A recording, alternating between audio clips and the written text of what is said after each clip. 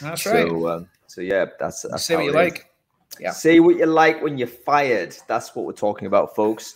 As we've seen, like this, so 99% of Twitter have like resigned or something, or resigned by default because they didn't click yes to a survey that Elon Musk sent out. Did you see what it said? The wording of it? Yeah, I loved it. I mean, got to sign up for long hours and intensive working. Yeah, he's just basically breaking the back of everybody, and obviously anybody with any sense is saying no. But at the same time, he's like reduced the and the payroll cost from however much it is to what 100 people maybe. I mean, however many people there are, there's got to be very few people left.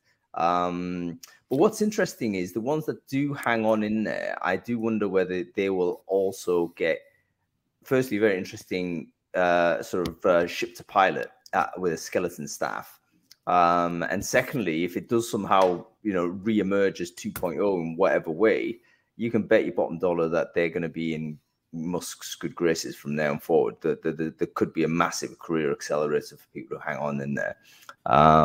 So I have been thinking about that. Like, if I was earlier in my career, would I be looking at all this going, right, okay, I'm like early career professional, I've got a great job at Twitter, and hang on a second, like the world's like, I don't know how to describe him.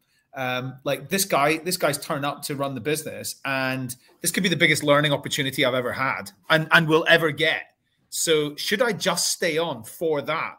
Because the chances of getting like 3 times promoted as a result of saying yes to long hours and at an intensive, long and intensive hours. I agree. I mean, no one can agree, I think, with the inhumanity of his approach. And there's lots of people who have obviously been very poorly treated. So that's the number one thing to say.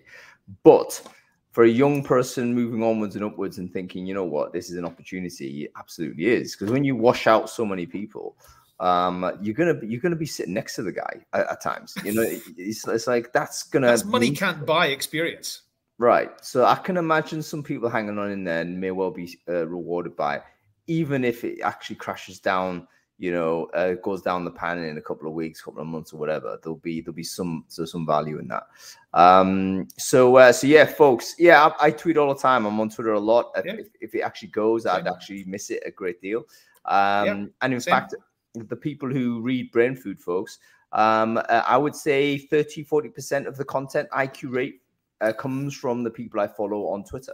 So I use it as a content discovery tool. So it's useful for that reason. So anyway, folks, we're live. It's Brainfood live on air. We'll get into the Twitter chat in a bit, but let us just set the scene properly because we are bringing it to you as we do every Friday, no fail. It's episode 181. And we're talking about must-have recruitment automation hacks for 2023. Folks, one of the, I think, things that we need to, I think all of us can agree on is that in 2023, we're probably going to be looking at a much tougher economic environment. Companies are going to be much more defensive in terms of their budgeting. You can expect as a recruiter that you're not going to get all the toys that, that money can buy. You might have to just hack your way around, use free stuff, use consumer grade stuff. What kind of things can you actually implement, out of your own wallet? We're talking about stuff that's going to cost you at low level amount of money that you yourself, forget about getting sign off from companies. You might need to go and implement some of this stuff.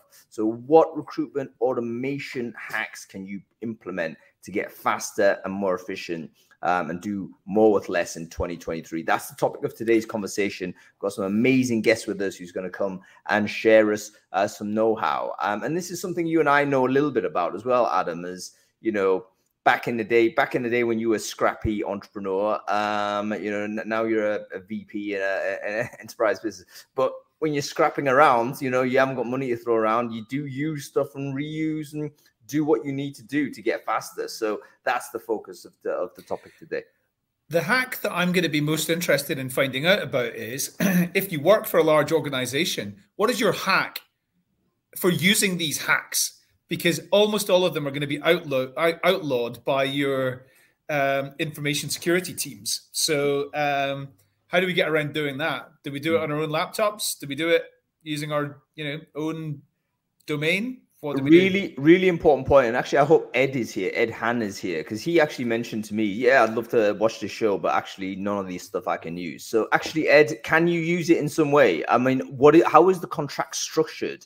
So that, is it telling you you simply cannot use this technology in whatever scenario, or is it a case that you just can't use it on the company device? So let's hear about that. There you go. Ed can't even use Calendar. Poor Ed.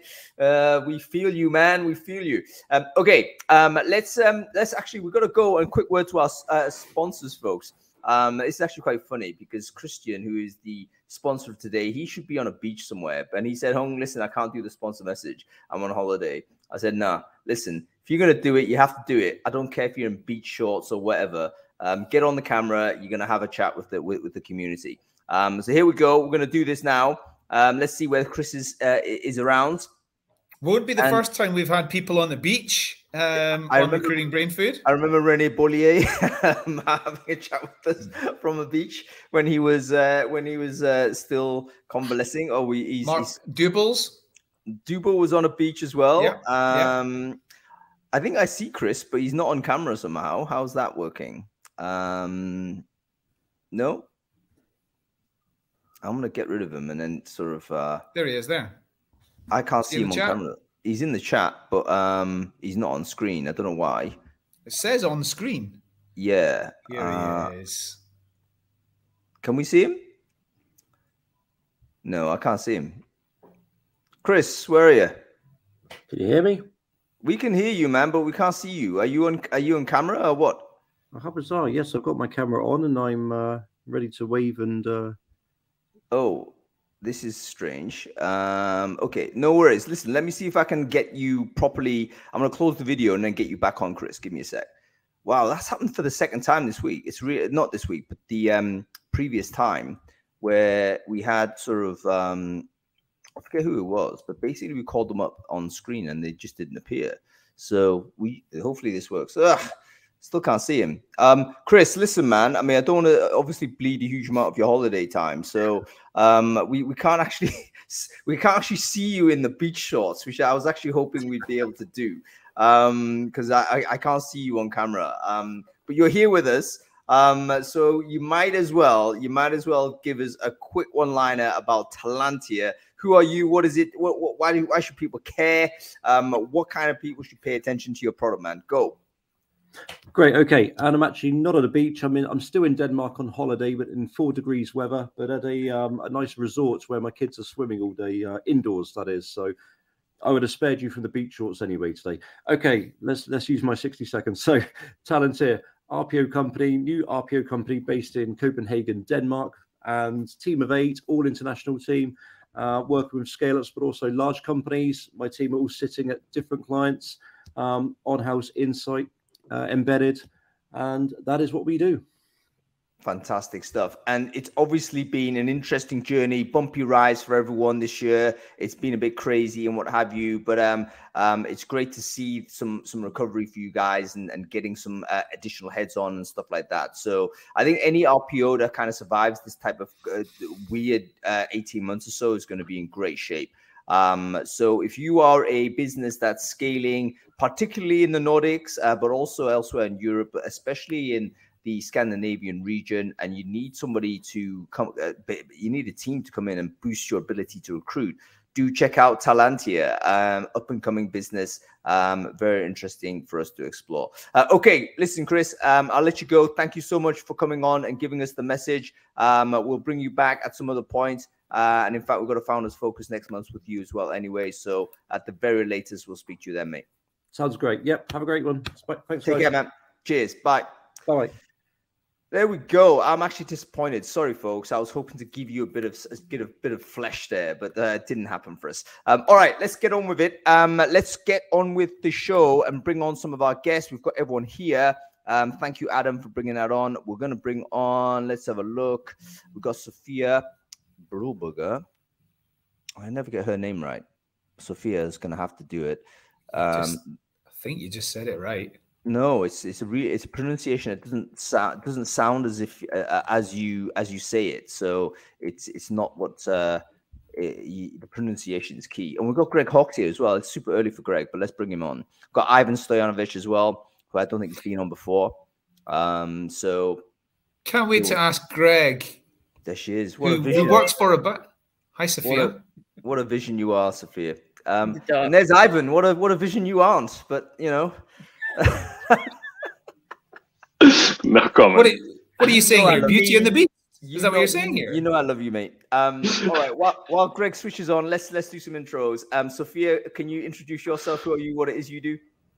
Well, who am I? I'm here in Stockholm, Sweden, most literally in my bedroom. And what do? I'm a freelance tech recruiter, trainer, doing everything to do with recruitment. Fantastic. And great to see you here, Sofia. Ivan, why don't you introduce yourself? Who are you? What it is you do? Hi, my name is Ivan Stojanovic, and I'm talent acquisition manager in Odyssey VC, small Irish company supplying computer specialists to pharma companies. Fantastic stuff. And we have Greg getting up super early. Greg, thank you so much for getting up, man. I hope you've had your coffee. I really appreciate I have my coffee right here, actually. So yeah, amazing. I really appreciate people who take extra effort and get up like ridiculous crack of dawn type of stuff. So I've got a sick kid downstairs, so she's kept us up a little bit early, but she's fine. She just needs to work through the illness. But yeah, I mean it's a great honor to be here, especially since I'm in the US. And yeah, I saw a couple comments about a couple people work for banks and with some of the barriers and things like that. I've got all kinds of hacks around getting around that.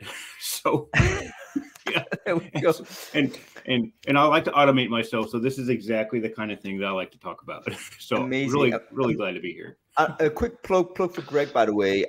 Greg does some amazing stuff, particularly on YouTube and TikTok as well. He's one of the few recruiters I think actually has got some genuinely high value sourcing / recruiting content on video. So do check out Greg's YouTube channel and his TikTok. Greg, why don't you just share the links into the chat stream there? I'm sure everyone's going to be really interested to see that. Sure, they are really good, high quality stuff.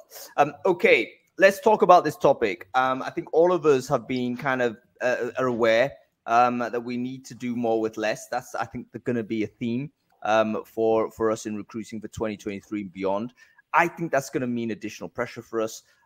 It's going to mean teams, where we previously might have 10 recruiters to do the job. Now it's going to be 6 recruiters. There's going to be additional squeeze.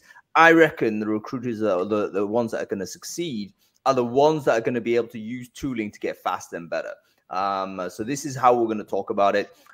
Let's have a look at all parts of the recruitment funnel, if you like, all bits of it. And see whether we can drop in some tooling or some techniques that can help recruiters get better. Let's go to you firstly with this, Sofia. 2022. Has there been any innovation that you've personally implemented in your own workflow this year that you think, I've improved things from 2021, and you think you're going to persist with in the next year?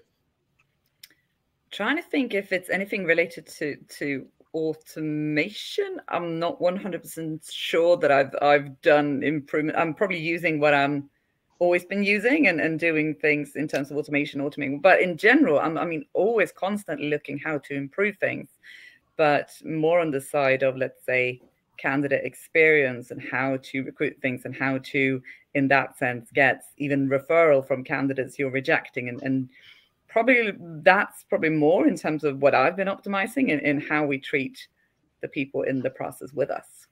Yeah, and I think actually the entire purpose of automation, folks, is so that we can do that better. We can do the human stuff better. I think you hear a lot in the industry that recruiters are, neglectful or they're disrespectful or they don't get back to you, etc., etc. That is not because recruiters are bad people. That is because recruiters are crushed in terms of time. They don't have the bandwidth, and it just drops. It simply drops. So if you get better automation, you can get better at the human stuff. That's the entire purpose of this. Okay, Sofia, we're going to talk about some of the sort of IFTTT and Zapier stuff in a second. But let's go to Ivan with this question also. Ivan, we know that you've done a lot of automation stuff, even to the point of building your own software and stuff like this.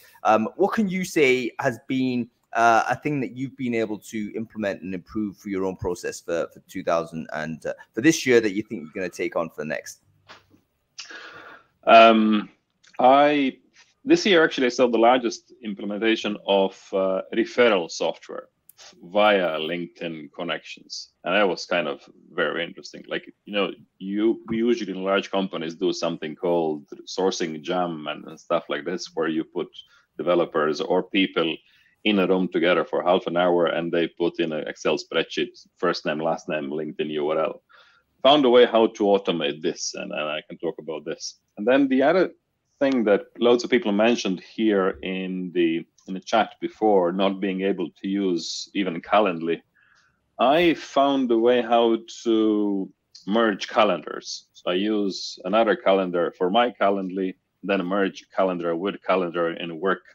So it bypasses the issues with brilliant.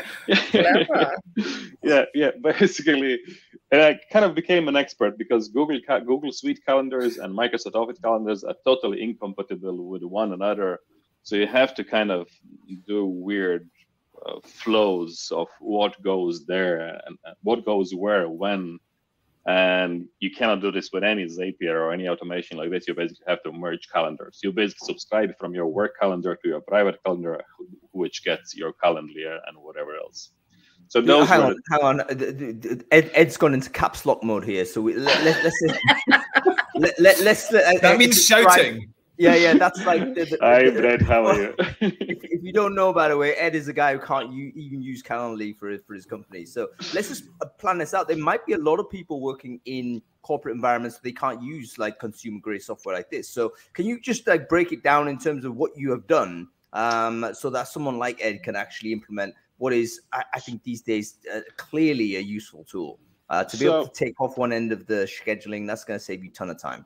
It's not actually a tool, it's a process. So you don't use any other tool. So what you cannot use SSO to sign on into Calendly or any other, or connect any external resource to your public calendar in work.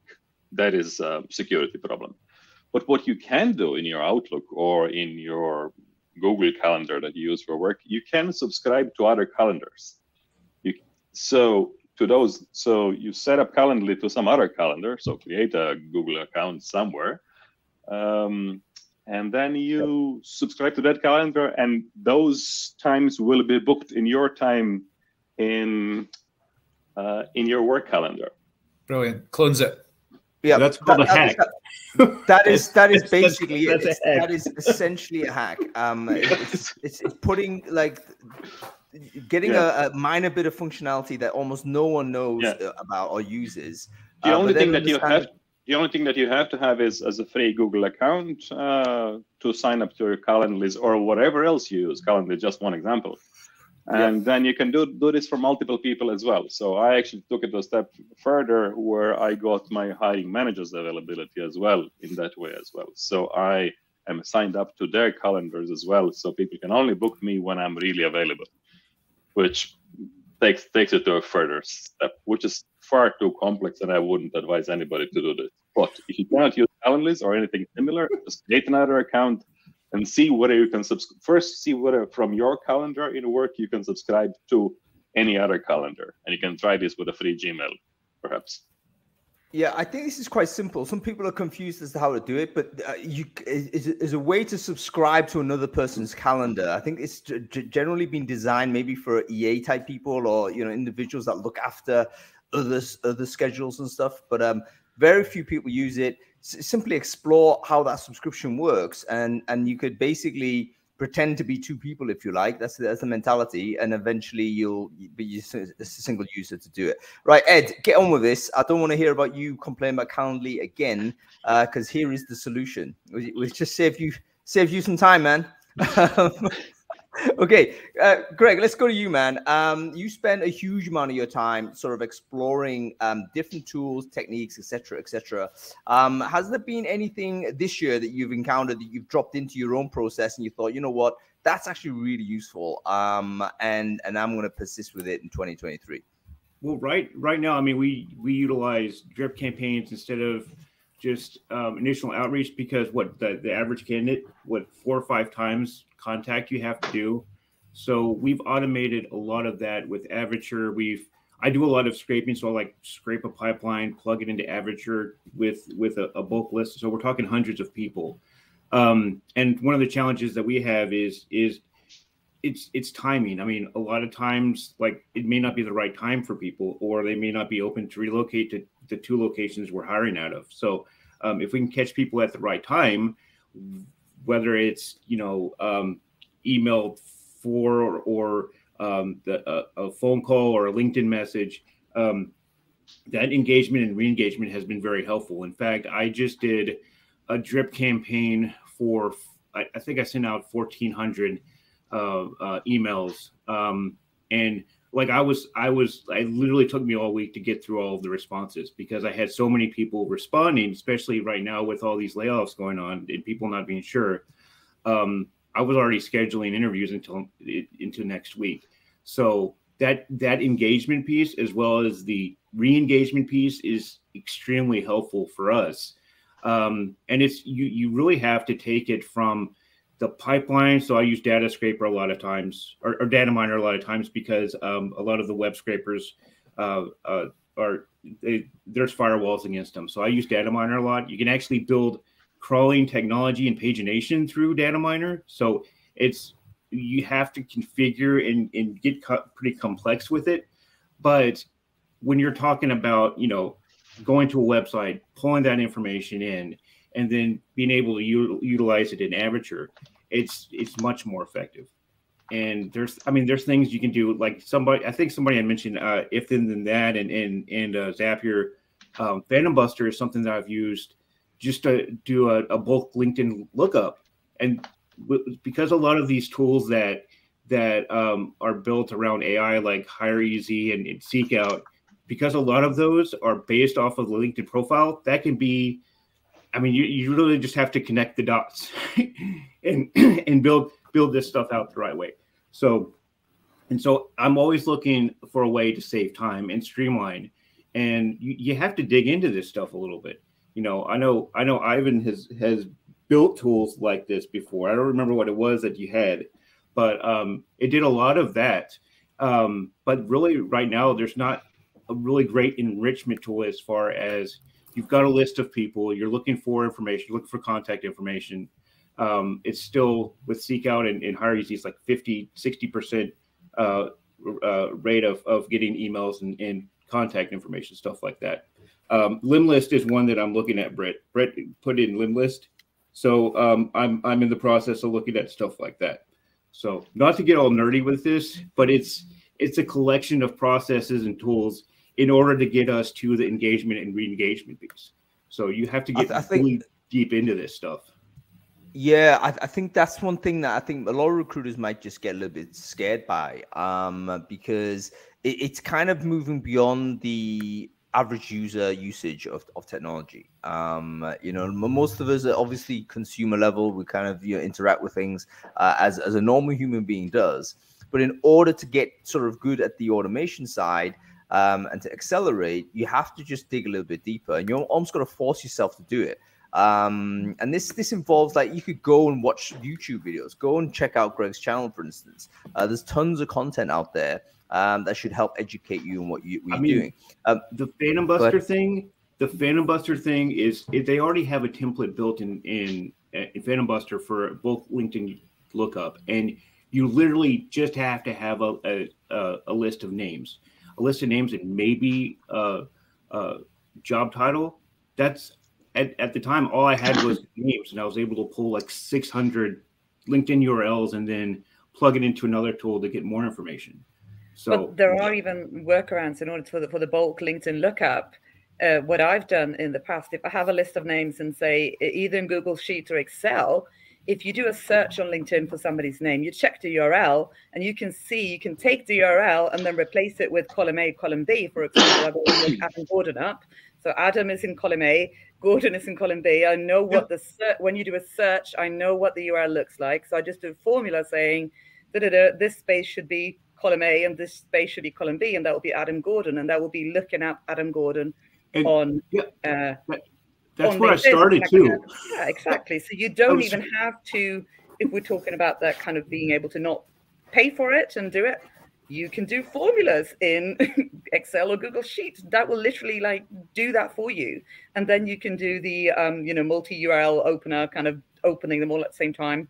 And there you go. It's faster than you copy pasting names into the search bar.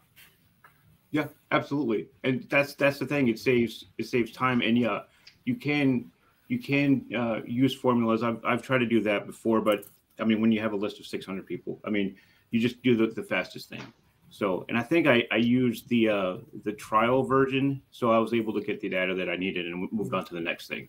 So, but no, that's a good point. Excel is getting even more powerful. You can do more things in bulk than you used to, and it makes the job easier. So yeah, I mean, I use TikTok wrong. I use TikTok for Excel tricks and hacks like that. So Greg, I was about to mention TikTok is amazing for Excel education. There's channels out there that just like give you 30 seconds worth of video to show you something on Excel, and you think, wow, I used to do this manually. Or even if you used to do like one formula and you realize, hang on, that was actually the dumb way to do it. Here's a better way, and you just get better. I think if I could do my career over again, I would absolutely put Excel or spreadsheet skills right at the top. I wish I would have got better at it earlier, because I would have just made a ton more money. Simple as that. I would literally placed more deals. I would have hired more people. I would have been a much more competent professional all the way through. And yet recruiters not trained on it. We have zero support on it, and I don't think we can expect that to change. We've got to kind of use our own sort of initiative to get better on something like Excel. It's super valuable. And Ivan, you had mentioned something about setting up calendars and things like that, and I have been playing around with Power Automate and Teams.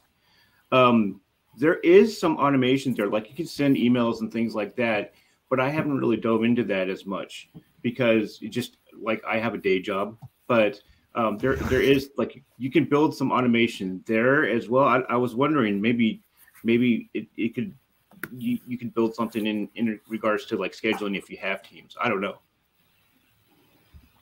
But Power Automate is something that I'm interested in and something that I'm trying to learn more of in my spare time, which I have none. Yeah, I think that's also a thing about the timing of it. Like lots of recruiters have been super stressed. However, I would say now is the moment, when there is a scenario where the hiring volume may be decreasing for whatever reason. This is a great opportunity for you to get to retrain and even have that conversation internally with your business to say, look, hiring volume has gone from 100% to now 50%. I need to use the 50% time to upskill so that I can continue to deliver at a higher level of proficiency for 2023. Let's talk about some of these early sort of data scraping type of tools, early on top of the funnel stuff. So folks, you might have heard Greg talk about, hey, LinkedIn lookup and all this stuff. Basically, what we're talking about is that there's lots of first name, second name data, biographical data. The most common form of biographical data on the web is first name, second name. Now, if you've got first name, second name, and you know this person works in this organization or what have you, you need to enrich that information somehow. Very typically, a LinkedIn URL is going to be the thing that does that. Now you can pay money to get a tool to help you do that. I forget what tools are out there. Was it there's a contact manager I used to pay for that would give you try and generate these URLs, or you can use a LinkedIn lookup tool, which I think Greg has shared maybe into the chat there, that basically will do effectively a LinkedIn search for you with a first name, second name, generate the URL and populate it into a spreadsheet. Now the question is, would that spreadsheet enriched data be of value to you? Answer's obviously yes.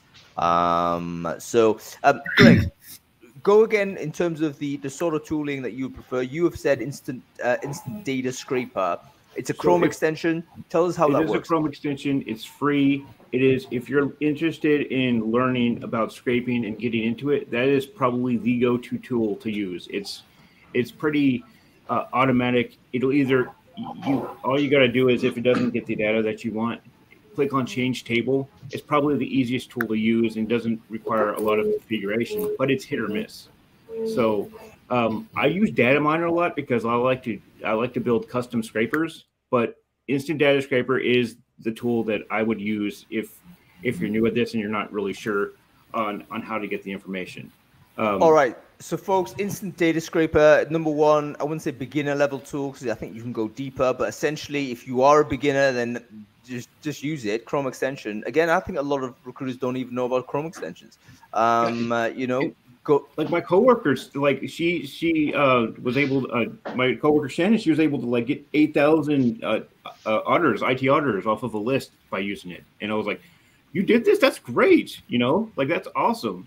So, it's hit or miss, but when you hit, you can pull a lot of information. Yeah. Oh, by the way, some folks on LinkedIn are watching, saying, "Hey, where is the chat?" Yeah, folks. Basically, we broadcast on Crowdcast. We multicast it into LinkedIn.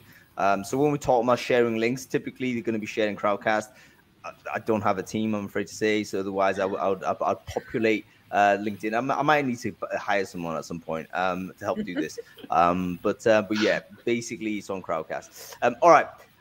So data miner, talk to us about that, folks. Who's used data miner and why is it like more difficult to use as a result? Is it more sophisticated? Sofia, you want to give this a shot? No, I love data miner. That's the scraper tool I'm mainly used.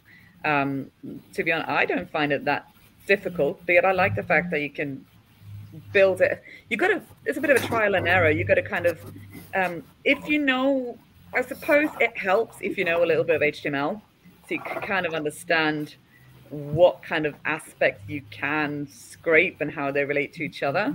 But as soon as you kind of understand the elements of a page, it's quite easy to say what you want to scrape on it. And yeah, Van's just saying there in the chat that it's really easy to use. It really is. If you just go into it and try, it is, I find it at least fairly easy, and it gives you lovely Excel lists that you can then do what you want with in terms of writing the formulas to help you. I think that's worth sort of underlining. Basically, all web pages are ultimately constructed of texts, basically the text-based pages, and tools like data miner, instant data scraper essentially convert the raw textual data that's on those pages into a usable form, typically downloadable into an Excel or a CSV of some type. And once you have that information, you can use it for whatever purpose you need. So again, scraping skills, this is something we should probably all have a default sort of ability to do if you're in the business of looking for candidates or an agency side leads generation and what have you. What else would we use for this? Instant data scraper, data miner, any other tools that come to mind? Web scraper, and Brett is really the expert on web scraper. Web scraper is more of a developer tool, and it's like data miner. If you're building your own scraper, it takes some getting used to, and it takes a lot of configuration. So you have to really dive in, and I would encourage everyone, if they're interested in that deep of a thing, to go watch Brett's video. He did an awesome couple tutorials on Untech. That's how I learned to use it. And now Brett, can share the video, man. Share the link to the video, Brett. I'll have to dig for it, but I'm able to replicate that now with some of the advances with data miner, because now you can not only customize your recipes or customize your scrapers, you can also add a crawling function as well, and that's diving into more advanced knowledge and like you really have to to dive into this stuff. But the cool thing about data miner and web scraper is that you can share your recipes, you can make them public. I've got lots of scrapers already built that people can use if they go to the public section. Anytime I find a website that I want to scrape, whether it's GitHub or Octohunt or whatnot, I'll make a scraper and try to make it public. So can you show us an example, Greg? I talk a lot about data miner and crawling and that type of thing on my YouTube channel. So like literally go to my YouTube channel and look up data miner and you'll have a ton of videos on it. But let me share Brett's Untech video, because like I said, he goes very much step by step on how to do it. And it was the cool thing about web scraper and data miner is that basically you can click into these profiles and extract more information. So data miner, you have to do it through a series of custom scrapers. But basically, when I have a crawler, I'll have a URL, a list of URLs, and it'll go into each URL and extract more information. So think about that. I mean, you have a list of 100 people with LinkedIn profiles. Go into each profile, and you can get the full profiles of information if you build them right. Now you can do that with profiles on GitHub, and basically any profile site that you might have. So whether it's a directory, whether it's a speaker list of a conference. I mean, I've done stuff like that with Sketch before. So it's kind of eye-opening what you can get away with. So. Well, actually, Richard just asked a very pertinent question into Ask a Questions, which we'll deal with in a second. But yeah, quick note for everybody who wants to ask a question to Greg, Sofia, or Ivan. Use the Ask a Question feature at the bottom of the screen, and we'll get to them at the end of the show. If you're watching on LinkedIn or anywhere else, just ask the question into a comment. I will be able to eyeball that, and I'll be able to introduce that question to the panelists as well.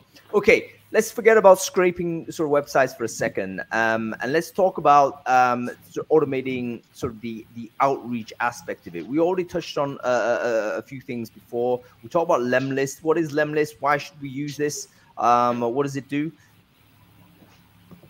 So go on. Oh, Ivan, you got that? Whatever. Lemlist is just one of the CRMs. Nice startup. I think they're based in France, if I'm not wrong. They are, yeah. Paris. And I have few lovely chaps that started the company. And it grew really, really big, really, really fast.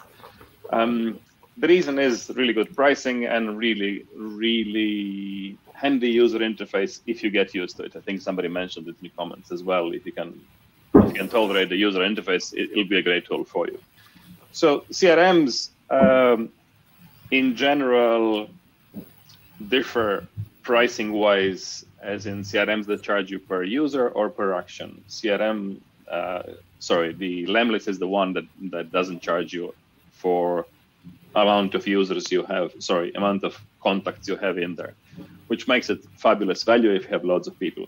It has far less functionality of HubSpot or anything else, but it allows you to put thousands of people in there. So if it works for you, it's fabulous. For me, it did work. I used it in 2 companies, and it is a fabulous tool. And the product is developing really, really fast. So Lemlist from 3 years ago that had Lempods and all kind of different things is a very different tool than Lemlist that we have today. What is the pricing, man?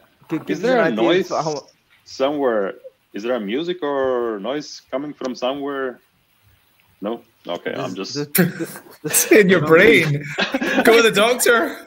I'm thinking, no, it's just the song in my head, probably. Yeah. No. Coming out. Transmitting it sort of somehow telepathically. I'm actually quite alarmed you're hearing things, Ivan, but never mind. Okay, give us a price on Lemlist. How much does this cost? I mean, people are watching the show and thinking, yeah, it's great. I haven't got $1,000 a month. How much does it cost? It'll probably cost you, I think I used to pay about 70 or 60 euro a month for pretty 70. Much for unlimited usage. I once upon a time paid for lifetime access. So there you go. Oh, now I have it forever. When it was on, what's it called? You know the place when new products come out. Or something. Oh, no, AppSumo. AppSumo, yeah. I bought it off AppSumo I can't remember for what. I think it probably, I don't know, $49, something like that. Yeah. For That's lifetime amazing. access. So I have it. Yeah. Forever. But again, folks, keep your eye out. AppSumo is just an amazing AppSumo. platform. I mean, just log into it, and I think you could kind of keep an eye on various products that you may want to just jump in on. And sometimes they'll just offer you these ridiculous deals because they want to, move their revenue for whatever quarter it is. Just jump on it, and you'll basically become a super powered recruiter. Like Sofia right now, if anybody hires Sofia at any time in future, you would know you also get to use Lemlist. You effectively get a recruiter that can use Lemlist at premium. So it makes absolute sense to be on top of this stuff. But I think ultimately, go on. Sorry, I was just going to say, I hate to be like some sort of lawyer in the room here, because I'm very much not, and I love hacks and workarounds. But a lot of what we're talking about, you just can't do it if you're in talent acquisition in any sort of a company over about 200 people, because the information security team will just say, no, you're not doing it that way, like process wise, and you're not using that tool either. So you can only really do this. That's what the second computer's for. That's my personal computer. That's why you don't ask. You just do until somebody tells you not. I agree with that. I mean, Adam, I think you're right to a degree, but the reality of it is, I don't think people pay that much attention to what recruiters are doing on their own back. They're just thinking of what's in the ATS. So in other words, as soon as it hits the ATS, how could you using any computer? Like you can't send out from your company's domain using an email system that's not been given access to the DNS settings. So there's only so much you can do of any of this. And the whole scraping thing, while I've done it. I've scraped billions probably of profiles off the internet and email addresses and things like that. I could never add them into like my company's CRM, because it's gonna ask me like, where did you get this? Did they sign up? All that sort of stuff. So I think we do need to be a bit realistic about the scalability of a lot of this. Yeah. Oh yeah. We're talking about individual recruiters to begin with here. But I think you're right, Adam. There's certain things when it comes down to GDPR, consent on terms of data and all this stuff. It is gray area, and we're going to deal with one of those issues in the Q&A, because Richard did ask a very kind of pertinent question, which was, I think LinkedIn actually did win a definitive argument against the company called HiQ Labs, which has been an ongoing issue for a long time. With LinkedIn though, they have. I mean, if you have LinkedIn Recruiter, you have an export function, and all you have to do is add people to a project. And you have an export function. You don't need to scrape LinkedIn anymore. Honestly, you don't need to scrape LinkedIn, because they have an export function. They finally built that after years. And I actually did a video on it. And it's, it doesn't get you contact information, but did I leave? I'm still there. No, there. I'm still here. Okay. But you don't have to scrape LinkedIn anymore. I'll do a site search on Google and look up skill sets of people on LinkedIn, but I'm not scraping LinkedIn. I'm scraping Google. So, I mean, that's the thing, is you don't need to scrape LinkedIn anymore. I don't do that as much anymore, because now there's ways you can integrate LinkedIn with your CRM, with your ATS and things like that. On this, I think we don't want to get bogged into an ethical discussion, because I think that's a big topic and it's worth discussing as a separate thing. I think it's absolutely correct. Scraping is just copy and pasting in a fancy way. That's all it is. People have been doing this for years. Do you ever copy and paste stuff off a website? That's all we're doing. Yeah, 100. Greg, listen, I'm 100% agree with you, man. I mean, I 100% agree with you. However, there are going to be corporate rules that will say can't be done. And depending on the jurisdiction you're in, that's something that's going to be impactful as to how useful these toolings might be. However, for an individual recruiter, I still think it's worth you building your skill set in these spaces, because you won't always be working for that company. Or you might not even be deploying your skills into that jurisdiction in future. Our ability, and these are life hacks. These are life hacks. This is like 100%. Not just used for recruitment. This is like how do I become a more efficient human being? 100%. But I'm with you on that, Adam. Even sourcing, I always say sourcing. Like even before I started in recruitment and doing sourcing, I would stalk people like, oh, I haven't seen this person for 2 years. What did they do? I want to find out everything about them. You know, that's the fun aspect, and being able to find things on the internet, find what you want, what you're actually looking for. Like you're saying, it isn't just about the job as a recruiter and sourcer. It's like essential skills to have in life. Yeah, there's some practical stuff that just makes you go faster. I mean, one of the automation tools that I've probably just persisted with forever is you know, like a text expander. You know, if you find yourself writing the same email all the time, or writing the same response type all the time, there's very simple extensions that can help you with a single key basically store a canned response and be able to respond with that. That's been massively, when I discovered it ages ago, I couldn't believe it. And then, you know, I've kept it ever since. Most actually software systems natively have these. So if you're on Mac or Windows, you probably already have a tool of this type. But if you haven't, then, you know, go ahead and download a Chrome extension on it. I think it's called Magical now. And those types of tools basically save you time.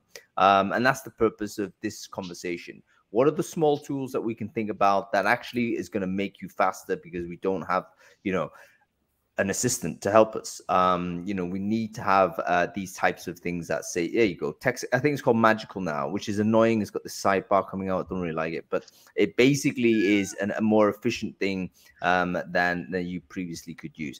Folks, whilst you're in chat, let us know what is your kind of automation tool that you think is worth having. I wonder whether if we could just share a few into the chat or on the LinkedIn thread, we might be able to compile like a ready list of, you know, 30 odd tools that people can just go and explore on their own kind of back. And that will be a useful takeaway document to have, you know. Vanessa, tell me how I can cancel this sidebar. It really fucking pisses me off. It does. I mean, nothing should ever be a sidebar. What are you, insane? You know, it damages people's mental health. Anyway, sidebars, modals, whatever. It shouldn't exist. Okay, let's take a quick break. Folks, we always do this in every show. The reason why is because obviously the conversation is a starting one for Brainfood Live on Air. It should never be a bottleneck, should never be a stopper. Please make the opportunity to connect with other people who are watching the show. Then you can continue to have a conversation with everyone else after we go off air, which we need to do in about 15 minutes. So take a minute, take your LinkedIn URL, stick it in the chat bar or stick it into the LinkedIn thread, and then just connect with everyone else who has done the same. I think there's about 100 people watching here, 100 on LinkedIn. There's about 200 people potentially you could go connect with. Every one of you are going to be interested in how to get better with recruitment automation. So go ahead and have a conversation with all of those folks that are of like mind, so to speak. Okay, cool. I think we need to go to questions in a bit, but let's get everyone's kind of stuff thrown in there. Oh yeah, Glenn's got an Airtable extractor, which I think is quite interesting. There's loads of stuff out there. I need to compile this list myself, I think, because we're missing a one-stop shop. Although it doesn't deem to cost to have a really good Start Me page. That's worth. He has like 7 Start Me pages. So right, yeah, he has a ton of Start Me pages. And I just wanted to mention, because like I don't recruit recruiters the same way I used to anymore. I mean, I use TikTok. Like literally, I'll just make a TikTok video about us hiring, and then I have people. There's such a huge audience there. Like I always try to mention that because. Like every time we need a recruiter or sourcer, I'll just make a video and then people will come to us. Like I know, like, and if I didn't take the time and learn how to create content on that platform, I would never be able to do stuff like that. There's just, you know what, Greg, I totally want to do a TikTok show with you in a bit. In fact, we talked about this the other time, didn't we? We thought, let's try and do this, because again, I think it's under-resourced, underused. Most recruiters don't know how to use it. You're one of the few. I think Joel Lalji is another guy that's pretty good on TikTok as well. But I don't know that many others that are doing interesting conversations there. But one thing that's interesting with TikTok is your ability to scale an audience is absolutely amazing. So you can really rapidly get lots of people paying attention to your stuff. And if you've got something consistent to say, I think it could be really, really useful. Okay, cool. it's crazy because, like, I mean, there's thousands of people that have viewed some of the videos on TikTok, and I was just like, wow, it's crazy, you know. Yeah, So, there's no question it's a big driver. And to be honest with you, with the likes of Twitter sort of disappearing, not disappearing, but there is a risk, you know. I mean, you can't go from 7,500 employees to 50, and then and it's global. Like that's automation. It's all about automation, isn't it? Yeah, it's automated. Well, I mean, there is a theory that, you know what, all these engineers are needed for the purposes of changes and stuff like this, and the thing might just persist. I think that's somewhat true. Like you can leave software that's without change for a long period of time, but you are going to have a break at some point. And then the person who knows how to fix that break may no longer be available, or subsequently refuse to support. You can imagine if you were left the company in acrimonious manner, your motivation to then support the system on emergency is going to be very limited. So I think there is a risk that collapses, in which case, you know, we might need to go to other places. I do suspect, by the way, I think LinkedIn's going to end up a lot more like Twitter. It's going to absorb a lot more of the kind of chat that came through. So I think people's LinkedIn experience might get worse or better, depending on what your attitude to LinkedIn might be. People are saying Mastodon now. People are going to Mastodon. I mean, there's always another one of these things. I don't know. I've tried Mastodon. I don't like. It's not the new Twitter. I mean, no, it's too hard. It's the UI is not gonna. Basically, it's gonna be 1% of the people who persist with it, and it's not gonna hit the 99%. Everybody from Twitter is going to go make a new platform, I'm sure. So. Yeah, I think so. You can make the new thing and then see what's what. Okay, guys, we've got to go to the questions. Let's do that. Can I just add one thing in terms of automation? I think that got missed here so far. Your ATS. There are normally a lot of functions in an ATS to help you automate stuff, such as kind of, you know, knockout questions. If people answer no to a question, reject them. Like, we can't relocate people. Are you located in this country? Yes, no. Oh, I'm sorry. Like, I don't even have to see those applications. They get a lovely reason as to why we can't move forward. And I never have to see the CV ever in my life. And I think that's easy things like that. That isn't about tools, but people aren't utilizing necessarily the tools that they have to the best that they can be. So I'm like, go and check out your own ATSs. Whatever functions are in there, I'm sure you don't know all of them, and see what you can build with what you have there. Just want to kind of add that in there. Yeah, I second that as well. Actually, Adam, as a person that works for an ATS now, I wonder whether you would know, like, just as a guesstimate, like what percentage of the functionality is generally used in the ATS? Well, it's probably not like Microsoft. It's probably not like Microsoft Word, which is like 1% of stuff that we actually use. But typically, a company's not using more than 20% of the things they can use. Yeah, I think that's true. And Word is a good example, folks, because it's over-featured. But the fact of the matter is, you could do a lot more with it than you realize. The same with Excel. How many people just use Excel for just to store data as a mini database, as opposed to being a calculation engine or a data cleansing tool or whatnot? Probably all of us, right? So you can dive deeper into any ATS, even if you hate it. You know, try and figure out the different things you can do with the system that might actually make you better. Go ahead, Ivan. There might be a reason why people actually don't use what is in a Word or in ATS, because it's cost. It's a cost of learning all of this, and it's cost of learning how to implement all of this. So you have a small problem that you can kind of do a little bit of copying and pasting 5 minutes a day. You kind of think, it doesn't really, should I bother learning Python and start scraping and whatever? No, 5 minutes copying and pasting will do it. And you get used to it. 5 years later, there's 5 of you in a team, and you're doing it for 15 minutes a day, and you're not thinking of that it multiplies into half of a working day. So cost of automation is actually extremely high. And the more automation you do, the more expensive it actually gets in investment in time on how to implement it and maintain it later on.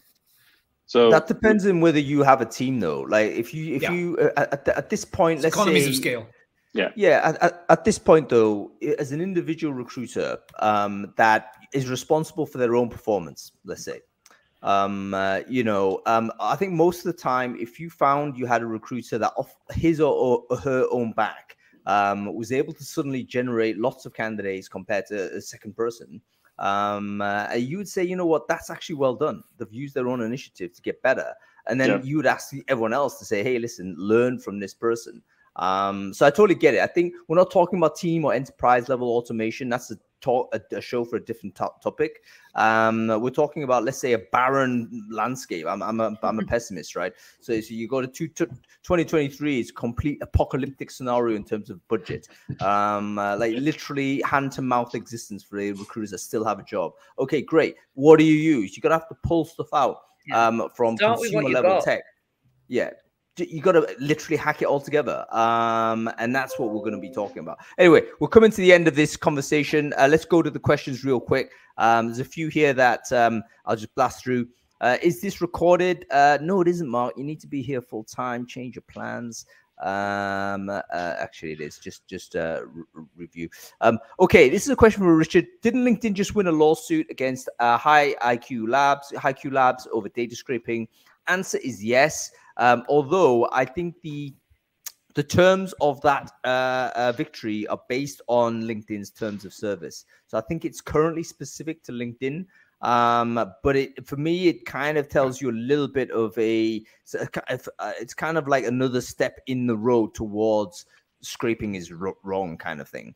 And there is this ethical argument that extends beyond sort of a particular platform. It's a difficult one. I don't think it's necessarily a problem, but I'm not a lawmaker. But you can understand companies trying to basically protect their data. Go ahead, Adam. The consequence of that case, however, is that the outcome is LinkedIn owns your data if you add it to LinkedIn. You do not own your data. LinkedIn owns it. Yep, that's entirely true. I had a conversation with Irina just now on chat, and we were talking about the collapse of Twitter as something you would not have anticipated going forward. But what about all the content? What about all the contacts you've made? What about all of the stuff that you've got on there? Who owns that? Twitter. And if it goes, it goes. Now, you apply the same concept to LinkedIn. All of the time invested, all of the effort we've put in. I've put in a huge amount of effort to build a LinkedIn network in there. LinkedIn own that. If they want to blast me off at some point, please don't do that, LinkedIn. But if they wanted to do so, that's going to have a serious issue for me and my own. So yeah, it's difficult. We're kind of not empowered here. So all of this means you've got to be careful what you're doing, keep your nose clean. But there's tools out there that you can use that can basically open web type stuff where no one is making claims about what data is. You can go scrape, for instance, someone's career page. No one's going to be too bothered about that. Simply because you're taking sort of information that they push at you anyway. Stuff like that, I think, is something you can well and use. Okay, we're going to keep going through. Anybody use Paradox AI? Some of us do, as a very popular tool, but we can't really give a product review here. Okay, and Glenn is saying, okay, is there a way to add a public profiles to a LinkedIn Recruiter project without going one by one? Sofia, you've already answered this. So you've said using something like Quickly. What's Quickly? It's a tool that Andre Bradshaw's built. And Andre Bradshaw, when it comes to delightful tools that we want to use, I'd say that's a wealth of lovely tools that we should all be using.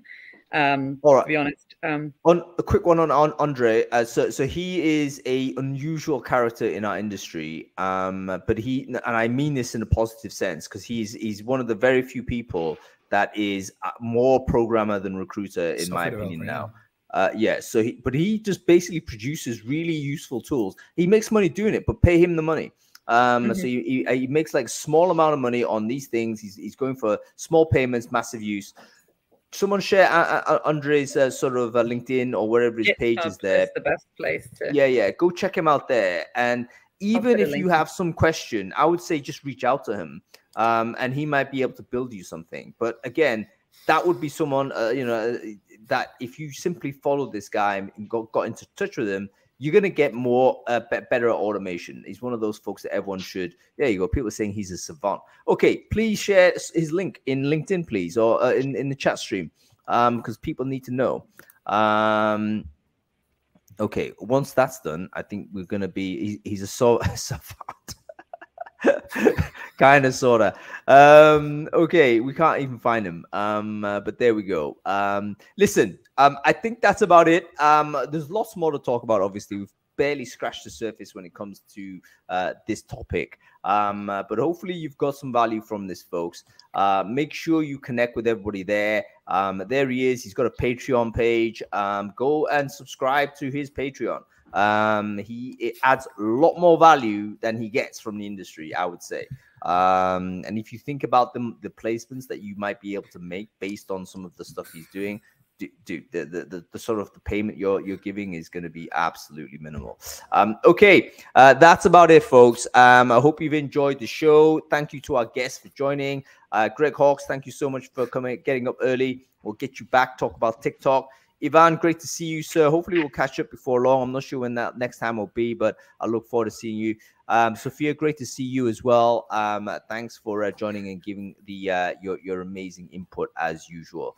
Okay, that's about it, folks. We're going to be back next week. I've totally missed the joke. Why are people laughing here? I just started laughing for no reason.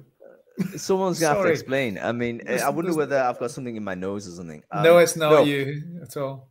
That's okay. Listen, everybody. Thanks for watching. We're going to be back next week. We've got Founders Focus on Tuesday. We're going to be bringing back Founders Focus. We've got Ariel Kilroy. She's an amazing person, a wonderful conversationalist. She's the CEO of a product called Dado HR, coming out of Germany, a new pre-boarding type of software. We're going to be talking with her on Tuesday. Make sure you join us for that. And then on Friday, we've got a special show. We're going to be talking about something we haven't talked about yet, but I think is really important. We're going to be talking about hiring for the formally institutionalized. So we've got two people who I think are some of the most inspirational individuals. They're founders of an organization called a Bridge of Hope. And it's trying to get people who've been through the prison system or been through mental health institutions back into the world of work. And they're going to explain their personal stories as to how that's happened. Both of them have, in fact, been through those places. So make sure you join the show for that. Follow the channel if you've enjoyed the conversation, and we'll pick it up from there. All right, that's it. We'll see you next week. That was all right, wasn't it? I mean, I absolutely loved that show. I didn't add very much because I didn't either, man. I mean, I'm a bit out of date. These people are all well up to date, and I've used a lot of tools like all the things that we were talking about, but it would have been earlier versions. And last couple of years, I've just not. I've not had need to be honest, but I love the fact that they just keep developing. Going forward, what would you implement, or if you could get faster doing what you're doing, like as an executive in an enterprise business, like what thing or tool do you think would speed it up for you? The truth is, I'm doing nothing now which has any repetitive element to it. I'm not really doing anything that is taking up a lot of my time. Calendar entries, checking people's calendars to get. But I am typically telling people to check my calendar and put it in there now. So there isn't a lot. Most of the meetings I'm in are meetings which are about new things. It's never. I'm pretty much never doing anything repetitive at this point. Yeah. I mean, I will be in the future, but yeah. That's interesting. For me, I'm always looking for stuff. And we haven't even talked about like the AI element that's coming in, which is going to be very exciting. Maybe that's a future show where we talk about how we can use generative AI for recruiting purposes, using Jasper AI for writing text, using Playground AI to generate images, doing all that kind of stuff. It's like, oh wow, like lots of your recruitment marketing material that you used to lean on someone to do, maybe you could do in future. Anyway, listen, World Cup, you watching it? Yes, no? Yeah, I've got a real moral dilemma, and that is because I normally update my picture on Facebook to like tell the world that I'm supporting whoever's playing against England, and I'm really not sure I can do that on Monday because it's Iran. It's Iran, indeed. Interesting. It's so interesting. Obviously, the Iranian political situation is just in tumult at this moment, and it's very difficult to see. It's going to be quite interesting pressure for the Iranian players, actually, in terms of how they actually perform. But yeah, what's your prediction going into the final? Like, who wins? Brazil wins, I reckon. And they beat England or France in the final. I think England will go far. They will go far. No. Defense, no chance. I think England will struggle. They'll play poorly, but get out of the group. Typical England. Then it's KO in the first KO match or the second KO match they're out. Brazil, I think if they get it right, wow, their squad is just mint. You look at every single player, and then you look at the guy who backs up that player, and you think that's mint. I don't think I've ever seen a better Brazil team. It's absolutely amazing. No, it is absolutely amazing. Totally agree. The 1982 team, Brazil team was absolutely brilliant. But one of the things that was interesting about them was nearly all of them smoked. Yes, well, and they were still brilliant. Yeah, everyone smokes at that time. So we'll see. Anyway, enjoy the World Cup if you can, folks. We'll see you next week. Take it easy. Cheers. Bye.